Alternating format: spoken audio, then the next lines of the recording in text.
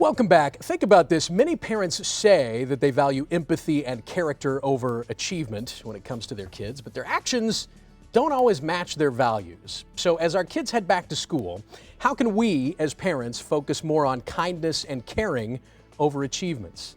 Developmental and behavioral pediatrician Dr. Tim Jordan joins us now with some tips. Doctor, it's good to connect with you right now. It really is.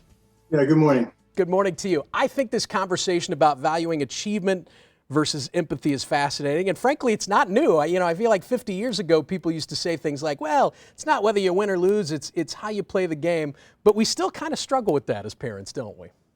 Yeah, I think if you ask most parents, they would say they value character more than achievement. But when you ask the kids, you get a different story oftentimes. And it's interesting, research shows that when both parents value character, things like kindness and compassion and empathy, when they value that more than achievement, kids have better grades, they have better mental health, and they also enjoy school more. So when we say that there could be a negative effect on kids when we focus on achievements first, that really seems to be backed up by the data.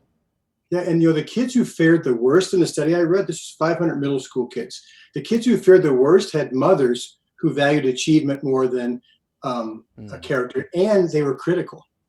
I think there might be a generational component to this too. A lot of people grew up in a household where that was the case. So how do we break that cycle? How do we do things differently as parents?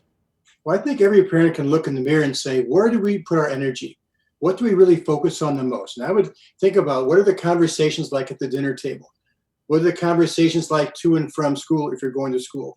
What are the conversations like to and from the soccer game? Because a lot of time it's about grades, and it's about making the right team and who scored the goal. And I don't think parents do it intentionally, but unintentionally there's a lot of energy around doing your best and getting straight A's and being on the best teams. And that causes kids to feel like achievement is more important than anything else. So it almost sounds like you're arguing for letting the kids sort of set the goals, or at least have them as a part of that conversation. Yeah. Is that right? My experience tells me, and a lot of research would back up the fact that when kids are able to set their own goals, when they set their own expectations, they're more motivated in school, they enjoy it more, their grades get better, they're happier, they're less stressed, they feel less pressure. All kinds of good things happen when they're allowed to be the ones who kind of drive the bus. Wow, it's kind of a paradigm shift, but it makes a lot of sense, Dr. Jordan. Thank you so much. We appreciate it. Always great insight. We're going to post a link to Dr. Jordan's blog on our website. That's KMOV.com/greatday right after this broadcast. Yeah, thanks.